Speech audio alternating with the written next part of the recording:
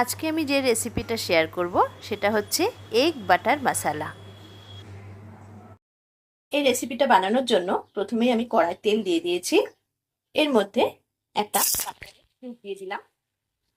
বাটারটা গলে গেলে তখন তার মধ্যে আমি ছোট ছোট 3-4 মতো পেঁয়াজ দিয়েছি কুচি করে, 3-4টে বড় বড় রসুনের কোয়া নিয়েছি, আর অল্প আদা কুচিয়ে নিয়েছি, আর নিয়েছি একটু কাজু বাদাম কুচি। এগুলোকে পুরোটা ভালো করে একটু ভেজে ভেজে নেব। ভাজাটা বেশি লাল করবো না, কারণ কারিটা আমার হোয়াইট কালারের হবে। এই যেটা ভাজা হয়েছে এটাই হয়ে গেছে। এবার এটাকে আমি ঠান্ডা করতে রেখে দেবো। এখানে কতগুলো ডিমকে সেদ্ধ করে নিয়েছি। এই ডিমগুলোকে এবার আমি ঠিক এরম ভাবে একটা কাট বসিয়ে নেব, যাতে পুরো মশলাটা এর মধ্যে ডিমগুলোর মধ্যে ঢোকে। প্রত্যেকটা ডিমকে আমি এইভাবে কাট করব।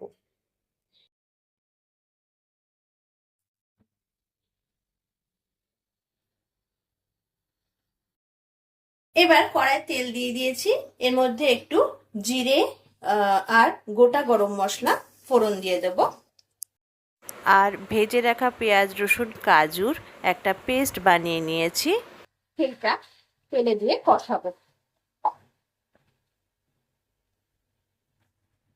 বেশ ভালো করে অনেকক্ষণ ধরে কষাবো, যাতে পুরো কাঁচা গন্ধটা কেটে যায়।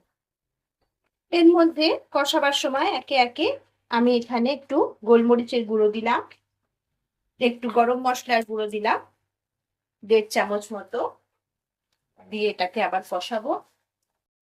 এটা কষানো হয়ে গেছে। এবার এটার আমি গ্যাসটাকে বন্ধ করে দিয়ে এটার মধ্যে এবার একটু টক দই দেব। এখানে আমি টক দই ফেটিয়ে রেখেছিলাম, 2 চামচ মতো টক দই এর মধ্যে দিয়ে ভালো করে নাড়িয়ে নেব।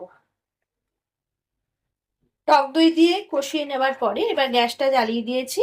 এর মধ্যে এবার পরিমাণ মতো নুন, আর স্বাদটা ব্যালেন্স করার জন্য, টকটা কমানোর জন্য খুব অল্প পরিমাণে একটু চিনি দিলাম। এটা দিয়ে ভালো করে কষবো। সব দিয়ে কষানো যখন হয়ে গেছে, এবার আমি সেদ্ধ করা ডিমগুলো এর মধ্যে দিয়ে দিলাম। এর মধ্যে এবার একটু জল দিয়ে দেব।